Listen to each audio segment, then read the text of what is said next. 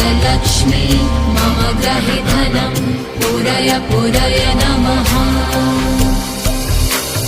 ॐ ह्रीं श्रीं क्लीं श्रीं कुबेराय अष्टलक्ष्मी मम ग्रहे धनं पूरय पूरय नमः।